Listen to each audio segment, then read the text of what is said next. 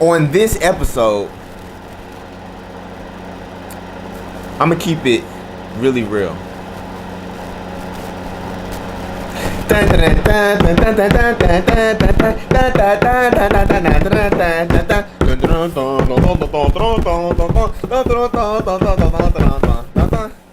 I plan on editing that little part out and putting the intro right there. I just did that just for my editing purposes.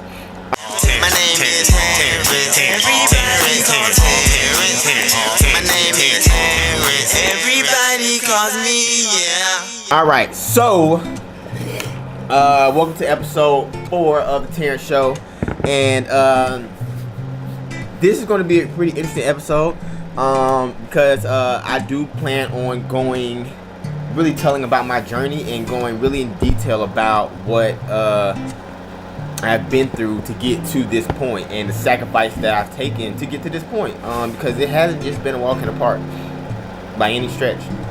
So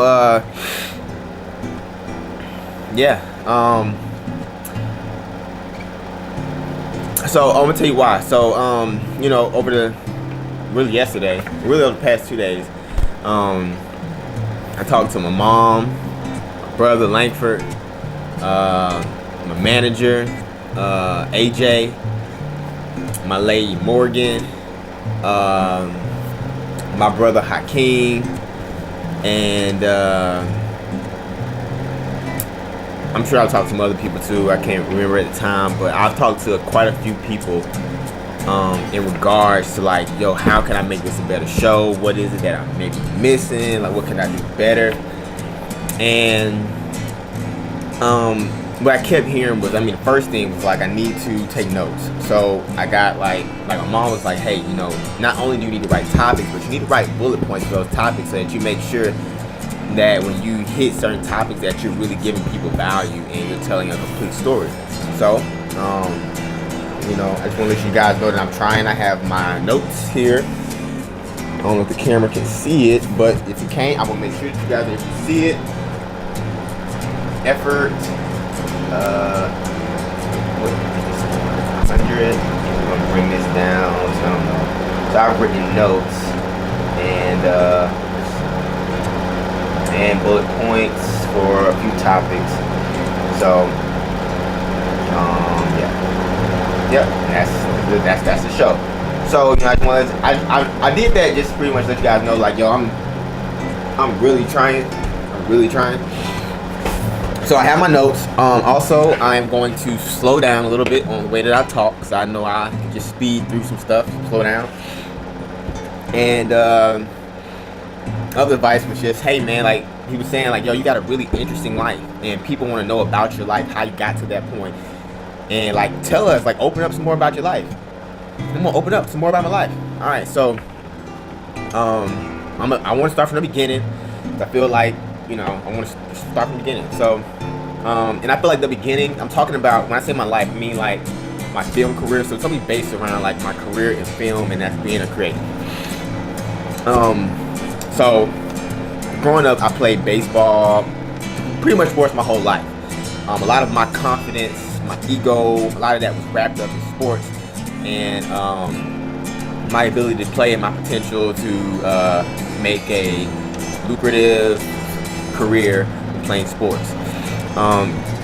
So when I was in college, my sophomore year in college, I got into a pretty intense car accident where we were driving about 90 miles an hour. I was on the way back to school, driving like 90 miles an hour.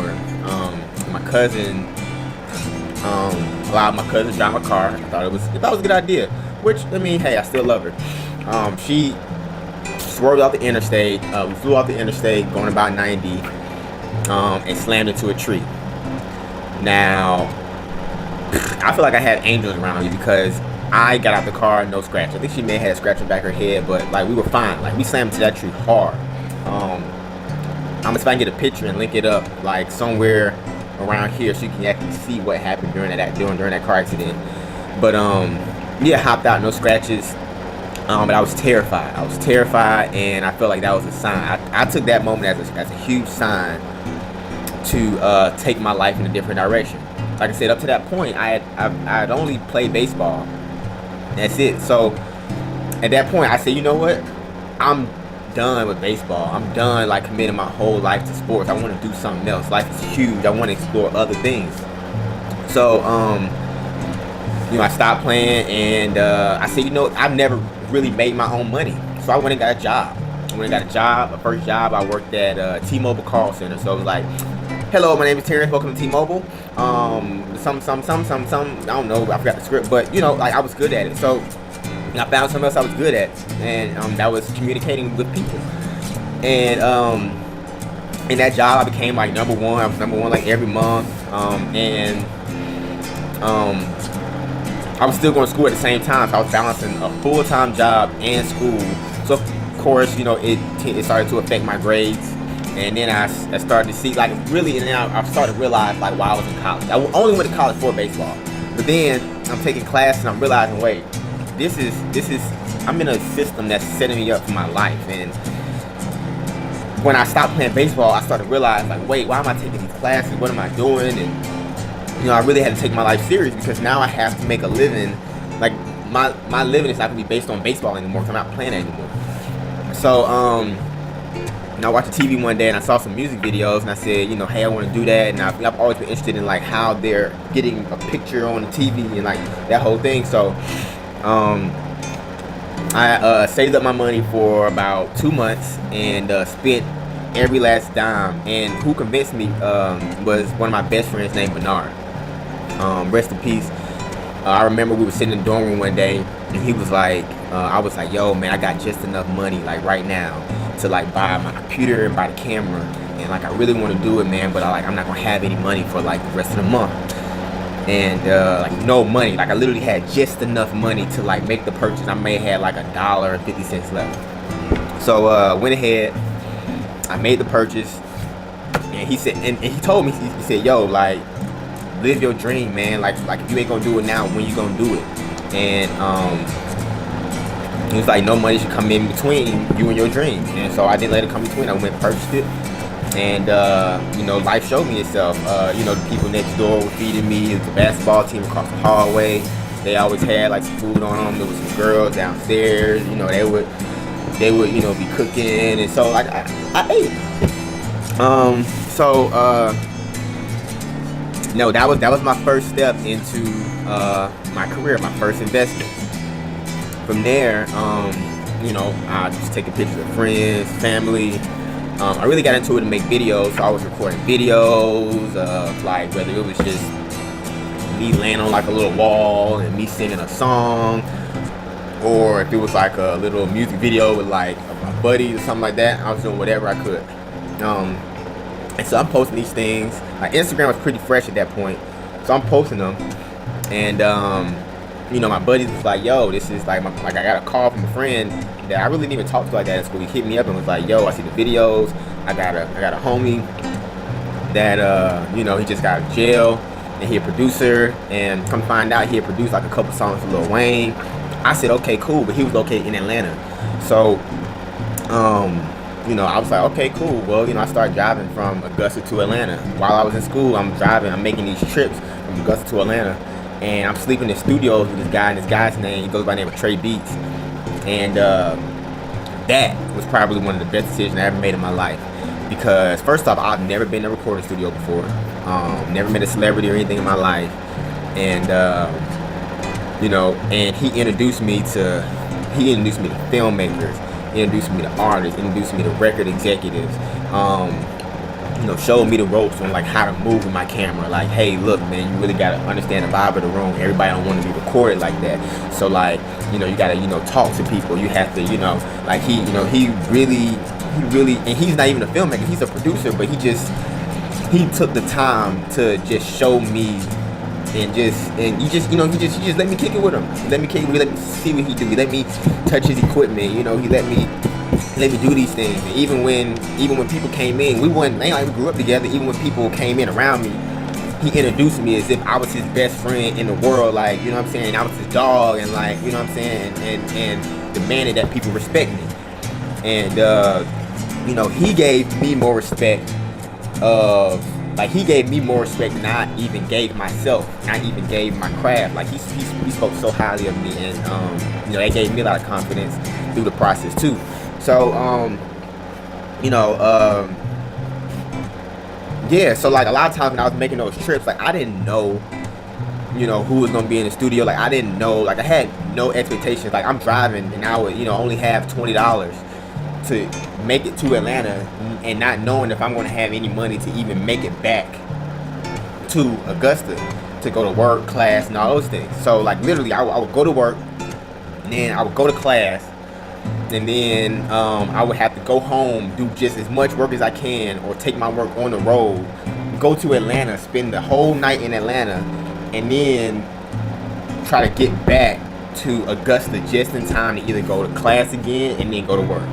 So yo, I was tired, man. Like my eyes were like going black, and it was like it was rough, but like you know, that's what I had to do.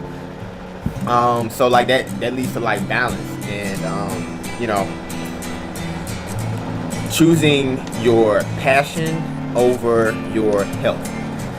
And I would say for anybody that's in this position where they're working really, really hard and trying to reach a goal, is always choose your health. Always. Like it's not cool to stay up all night and to the early morning eating junk food and like it's nothing cool about that. You know, it's cool to do it maybe once, twice, you know, I understand like you gotta get some stuff done, but like your health matters so much more than your passion, because if you're not healthy enough, you're not even going to be able to execute your passion. So like you're not even going to be able to think right. Your mental health, like go outside, take breaks, like stretch a little bit, go for a run. Like those things are going to keep the creative juices flowing, so that when you come back down, you sit by a computer, or you go back on set, like you released a lot of that energy, that toxic energy, and you're able to come in with a fresh mind, fresh, your blood flowing, you feel a little more healthier. You got some water in your system. Like those small things are really going to help keep you going, because if you don't do those things, you'll find yourself burnt out, mad, and like not interested in doing what it is that you want to do anymore. So I want to talk about pure faith. A lot of actions I did, and a lot of actions I still do now are just based on pure faith. You know, me and Trey slept on studio floors, yo, for weeks, months, off of just pure faith that, you know, I would make, you know, some banging video, or he would produce this great song, or we would meet this person, or we would, you know, like it was off of pure faith that would happen. And you know, what that taught me was I didn't at that point I started expecting nothing. I started just like my whole mindset changed. Like my lust for money changed. I just didn't expect anything. Like I went into situations with no expectation, and that helped, because when you go into situations with expectations and things don't work out your way, like that can lead to a lot of stress, anger, resentment, and you start to really lose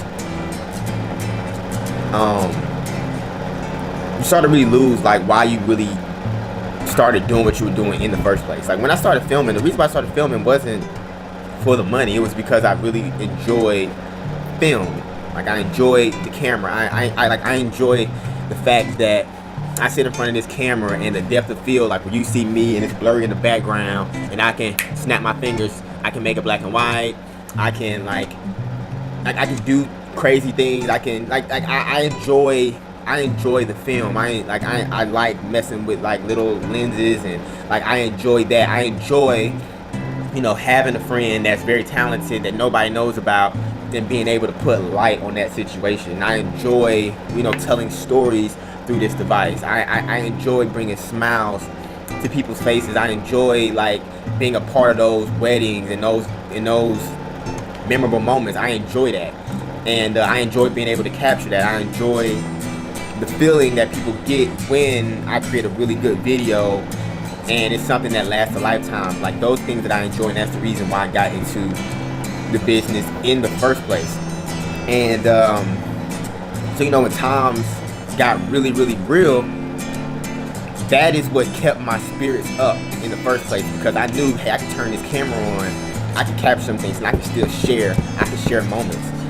And I mean, for a minute, I did lose that, where, you know, I didn't want to pick the camera up anymore. I didn't, you know, I lost it. But, you know, every now and then I'll wake up, I say, let me turn the camera on, and then boom, I say, this is why I did this. This is why I got this in the first place. Another thing that I want to talk about was, and this was a pretty tough part of my career, was dealing with my parents. So through my journey, as you know, as I pick up the camera, I'm done playing baseball, and I'm trying something new. My parents were not always understanding of what it was that I was doing. You know, the whole entrepreneurship thing wasn't the coolest thing at the time. It was kind of cool, but it wasn't really the smartest thing to do, especially I'm in college and I'm taking pictures. I'm driving to Atlanta. Like I'm skipping on college to, like, you know, go and film like celebrities and things of that nature. At first I didn't tell them, but eventually I just saw my grades drop and I had to, like, be a little bit honest about what I was doing. I was making some decent money, so I moved into a nice place. I started to build out my studio. I mean, my apartment as if it were a studio. I'm inviting people in, and like I'm beginning to really, like, run a business out of my home. I don't know if my roommate was that cool with it, but, like, you know, like, I was really 150% going and doing what it is that I wanted to do for the rest of my life. So dealing with it was pretty tough because, you know, so I built a studio in my house, like a full-fledged studio in my house. I had people coming in, taking pictures. I was, you know, I'm scanning IDs and, like, signing contracts, and, you know, I'm branding people, like, in my home. And then I quit my job. Now I have no money again. I'm living and I'm paying a lease on the crib. So then I quit my job, and I get an opportunity to open up my own studio. So I had my own studio. It was bigger than this. It had the green screen in the back, had a big soundboard, 2 TVs. Like, I mean, I thought I was lit. Now, mind you, I've never ran a business really in my life. Like this was purely a passion thing. Like, it wasn't really focused on money. But you know, the guy allowed me to sit in there for free, but then eventually he started saying, hey, look, you got this thing back here. You know, I'm gonna start charging you. Not only were they charging me, but then let's say I leave out of town and go do, like, a little gig or something like that, like, they would come in, undercut my prices. So it was a lot of disrespect, but I never, you know, I was very young and I didn't really know how people move or what could potentially happen. Like, you know, so I was in a bad situation. So I wasn't making money.